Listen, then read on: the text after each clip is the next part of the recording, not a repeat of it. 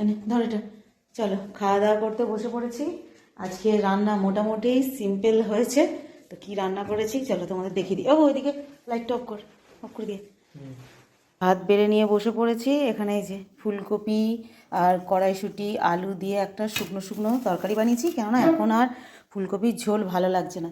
কালকে হঠাৎ করেই রাত্রিরে চিকেন হয়েছিল আর একটু চিকেন রয়ে গেছে, তো সেটা আর এখন এই যে এটা হচ্ছে মুসুর ডাল দিয়ে লাউ শাক বানিয়েছি, বেগুন আর আলু কুচিয়ে দিয়েছি, সাথে কটা কাঁচা লঙ্কা আর হচ্ছে টমেটো। আর এই তরকারিটা কালকে ছিল, শিঙি মাছের ঝোল বানিয়েছিলাম। এটাও আমি খাবো না, এটা আমার ছেলেদের জন্য। তো চলো খাওয়া দাওয়াটা করে নিই। আর আজকে লাউ শাকটা এত ভালো খেতে হয়েছে না। কেমন হয়েছে লাউ শাকটা? মোটামুটি মোটামুটি। আমার তো খুব ভালো লাগে। শাক পাতা হলে ওদের মোটামুটিই লাগে না, কিন্তু খায়। একদম যে খাবো না বলে না, খায়। ওই জন্য ভালো হয়েছে একদম বলতে পারছে না, মোটামুটি। আসলে চিকেন আছে না,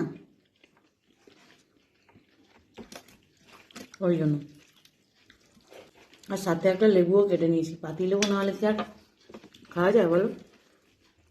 আমাদের এখানে লেবু কিছুদিন আগে 10 টাকার 5 পিস দিচ্ছিল, তারপরে এখন দেখছি 10 টাকার 3 পিস। এরপরে 2 পিস হবে, তারপরে 10 টাকা পিস বিক্রি হবে। গরম পড়ছে না।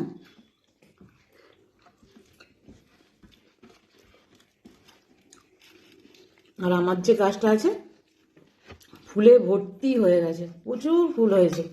অত তো লেবু হবে না, কিন্তু হবে।